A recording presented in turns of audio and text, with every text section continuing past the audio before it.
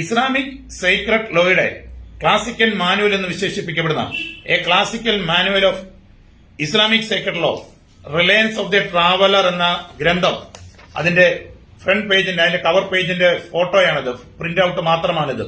അതിന്റെ K30 section K30 പഠിപ്പിക്കുന്നത് ഇങ്ങനെയാണ്. ആ K30 മുഴുവൻ പറയുന്നത് വഖഫിനെ പറ്റിയിട്ടാണ്.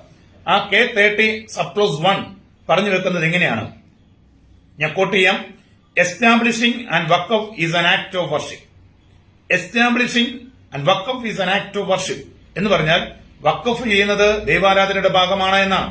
ഇതിന്റെ ചുവട് പിടിച്ചാണ് ഇന്ത്യയിൽ രൂപീകരിക്കപ്പെട്ടിരിക്കുന്ന വഖഫ് ആക്ടിൽ സെക്ഷൻ 3 സബ് ക്ലോസ് 6 അതിന്റെ നിർവചനത്തിൽ ഇങ്ങനെ പറയുന്നത്: മതപരമോ ചാരിറ്റബിളോ ഭക്തിപരമോ ആയ ആവശ്യങ്ങൾക്ക് വേണ്ടി മൂവബിൾ ഓർ ഇമ്മൂവബിൾ പ്രോപ്പർട്ടി സ്ഥിരമായി സമർപ്പിക്കുന്നതാണ് വഖഫ് എന്ന്. വഖഫ് എന്നത് മതപരമായ ഒന്നാണെന്ന് നിയമം പറയുന്നു. മതപരമായ ഒന്നാണെന്ന് ആ നിയമം പറയുന്നത് ഈ ക്ലാസിക്കൽ ഇസ്ലാമിക് ലോ വെച്ചിട്ടാണ് പറയുന്നത്. അങ്ങനെ മതപരമായ ഒന്ന് അതേപടി നിലനിൽക്കുമ്പോൾ മതാധിഷ്ഠിത നിയമത്തിന്റെ അടിസ്ഥാനത്തിൽ രൂപപ്പെട്ട വഖഫ് എന്ന ദുർഭൂതം എങ്ങനെയാണ് ഒരു അമെന്റ്മെന്റിലൂടെ മാത്രം മാറ്റപ്പെടുക?